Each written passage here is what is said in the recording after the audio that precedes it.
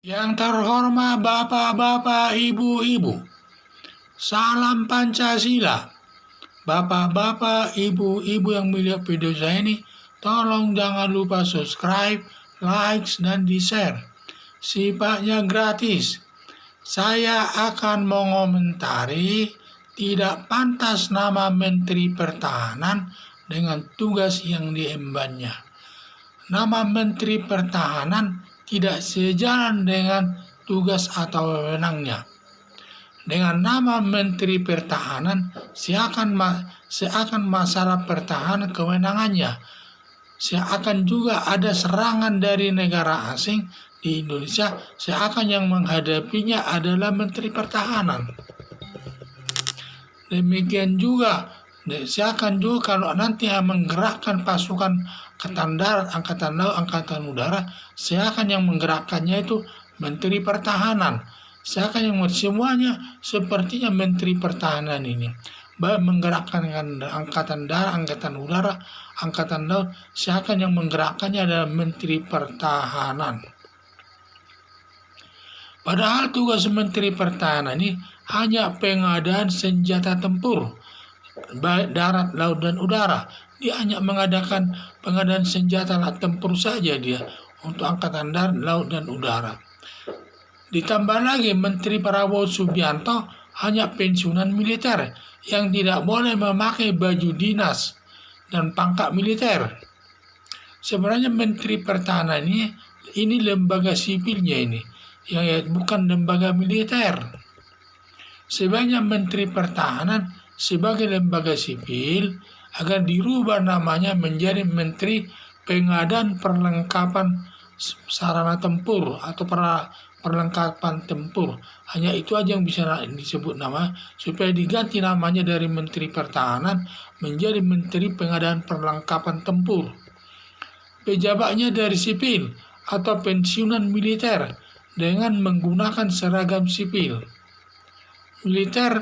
Militer asli hanya boleh bertugas di jajaran Panglima Angkatan Darat dan juga militer pasukan Angkatan Darat, Laut, dan Udara, hanya di situ boleh, termasuk jajarannya sampai ke bawah Pangdam, Panglima, dan juga Komandan Kodim, Korem, dan semualah sampai ke bawah itu. Hanya disitulah militer aktif yang bisa ditempatkan.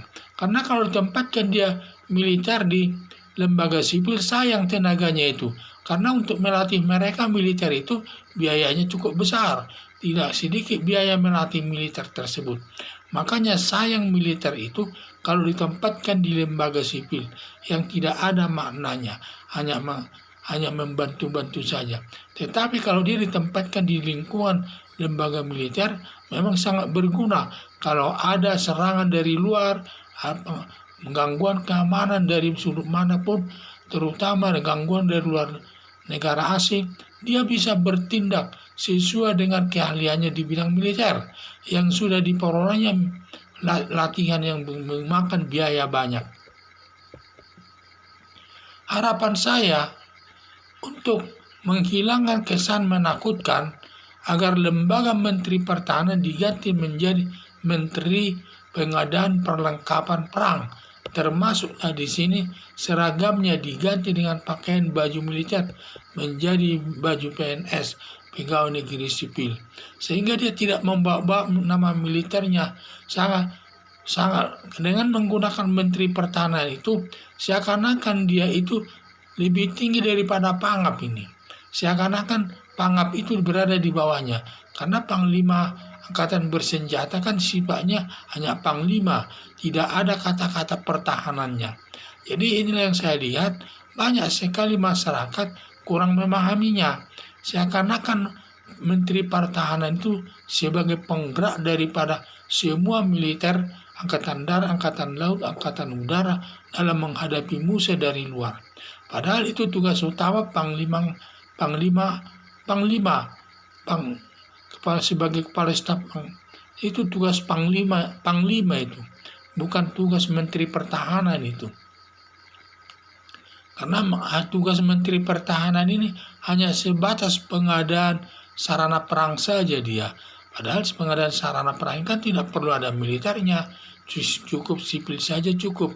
Dan juga nanti untuk tetap statusnya setingkat menteri, hanya namanya saja dirubah dan personilnya dan juga pakaiannya. Jangan terkesan militer yang baju yang dipakainya. Sifatnya bisa menakut-nakuti masyarakat. Sehingga Menteri Pertahanan itu nanti cukup lagi karena dia dari sekarang saya lihat dia lembaga sipil. Buktinya Prabowo Subianto saja tidak pernah pakai baju militer dia. Karena dia sudah pensiunan dari militer.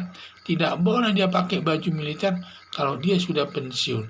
Banyak menteri ataupun mantan-mantan menteri atau mantan-mantan pimpinan militer yang sudah tinggi jabatannya menduduki jabatan di sipil. Dia tidak boleh pakai baju militer lagi. Dia hanya menggunakan baju sipil kalau masuk kantor. Seperti Menteri Pertahanan yang dulu juga, dia menggunakan baju biasa, tidak menggunakan baju militer lagi. Tapi saya lihat masih banyak di Kementerian Pertahanan ini bertugas militer aktif. Padahal ini sebenarnya tidak boleh, merugikan ini.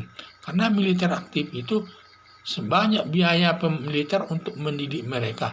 Sayang ditempatkan di lembaga Menteri Pertahanan tersebut. Sebenarnya tepatnya dia ditempatkan di pasukan itu.